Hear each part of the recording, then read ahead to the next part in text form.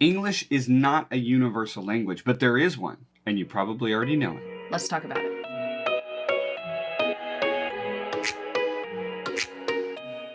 What's up, guys? Welcome to Why Girlfriends English. Today, we're talking about playing. What? We all do it. Kids, everybody, we all do it. We play, and playing has a very profound effect on child development, on baby development, and language development. While English may be the current trade language, you use it in the aviation industry, you use it in the medical industry. If you stick a group of kids in a room and all of them speak a different language, they're going to start to develop a new language, the language of playing. Even if they may not understand the idea of tag, a game where you play, where you touch a person, you run away, and then they're it, and they chase you, they will figure out a way in order to get that to happen. They will develop a language that they already know, which is, I'm bored, let's play. Of course, kids in this setting, they would gravitate toward other kids that already speak native language. Of course, we are drawn to people we understand and those who understand us. But also, kids just want to play. They want to not be bored. They want to be doing something. And interestingly, that crosses a lot of barriers. What we're going to talk about today is how we can do that as adults. So when we would teach English in physical classrooms before COVID, what we would do is we would make our students, even adult students, stand up and play a game together. Mm-hmm. And what that would force them to do is utilize the English that they're learning in a simulated environment. One, what was surprising about that is even adults like to have fun. Wow, who would know that? But two, it would force them to interact with each other in situations where it was like predetermined rule set for them to follow. Like if you throw an adult into a small talk conversation where they have no idea what to do, it's awkward.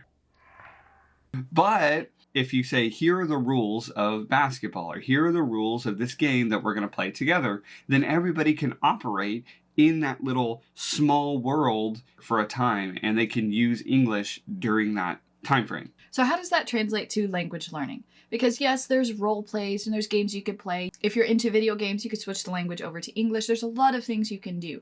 But how does that help your brain more than sitting down and studying a dictionary or a textbook? Part of it is that it's just a different mindset altogether. You're coming up to it to be entertained. You're coming up to that activity to enjoy it, or to learn something about someone else, or to practice in a way. That's already completely different in mindset than looking at a book, or sitting down and listening to a lecture, or watching a YouTube video. It's engaging a completely different set of skills that you have innately as a human being. We talk a lot on this channel about reaching fluency by engaging the language in different ways, different perspectives, different places, so that you can effectively rewire your brain in English. Think about your own language. What are all the things you can do in your own language? What are all the ways that you can think in it, react in it, and speak in it, and engage with others in it?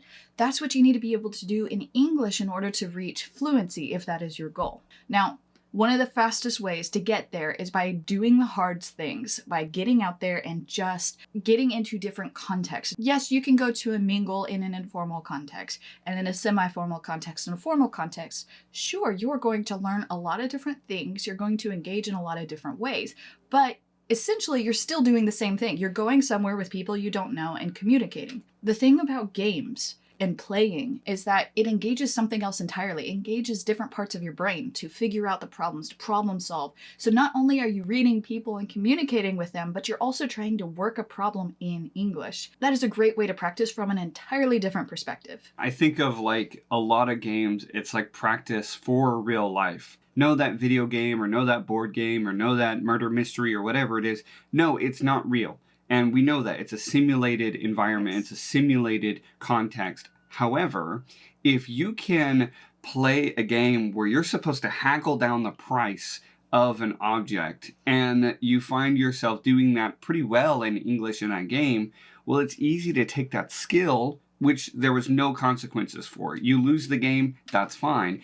You take that into the business realm, and you start suddenly having more skills in that context because you've been playing that board game for a long time. Those simulated environments, the simulated contexts actually give you a lot of skills in real life if you're willing to play and if you're willing to transfer those skills into the real world contexts. Not only that, if you learn how to use English to play common American games and board games, then you can walk into this culture and make friends playing those games and board games right away. That's one of those things that's so cool, is that you're learning cultural things as well. If you learn how to play Monopoly, because we all grew up playing and dreading Monopoly. If you learn how to play Uno, a lot of people know how to play Uno even before they come here. If you learn how to play Settlers of Catan, or if you learn how to play Ticket to Ride, or some of these other games that are very, very popular here. If you want a big challenge, you can try to take on something like The Lost Ruins of Arnak. Not as well known in America, but it is enjoyed by those who do have it. You can test and practice so many haggling and trading and problem solving and strategizing, and if you're forcing yourself to do it in English, especially in your mind, you will be building skills. Yes, it's going to be a very slow game at first, but the more you play, the more ways you'll have to connect to American friends, the more ways that you're going to be thinking and utilizing English in a way that you haven't before, and the way that you can't when you're looking at a textbook. It's kind of like a secret weapon, in a sense, for learning English, is to play in English. And it's hard, and we recognize that. When we were abroad and I was trying to learn Mahjong, and the people didn't have very good English, and I had very poor Mandarin. And so it was a really complicated process for them to be like, no, you can't do that. But you can do that. And so then I would do something else. Just, no, sorry, you can't do that. You can do this. And so that was the only thing. All I got was a yes or no answer. It was like playing 20 questions, but trying to figure out how to play the game. And it was grueling.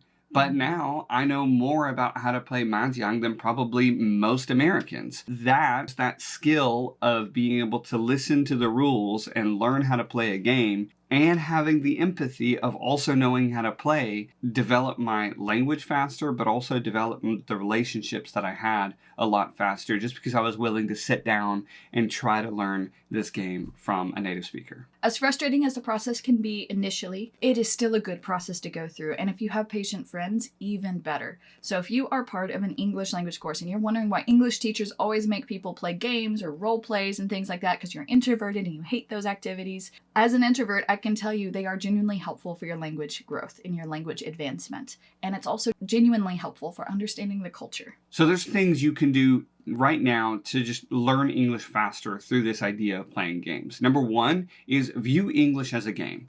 I know that a lot of people, they have their eyes set on the TOEFL, they have their eyes set on IELTS, they have their eyes set on a goal that produces monetary gain. And we get that. But if you see that goal and it is hard, it is drudgery to get to that goal, it's one step, it's one more dictionary page, it's one more lesson, then you're likely not to progress as fast as a person who actually enjoys the process. Try to enjoy actually learning English, because that will help you connect pieces together. Like, you'll actually start seeing it as a game, that pieces that go together. Like a grammatical sentence, it's not a formula, it's not a scientific equation, it's a how can I creatively put these puzzle pieces together to produce a different picture. If you guys want a list of games that Americans know or Americans play or they likely know of to some degree, we've got a list provided for you in the description below. You'll go to that link, you could type in your email, and it'll be sent right to your email. Number two, and this is probably the most important thing for you guys, is to incorporate others into the game.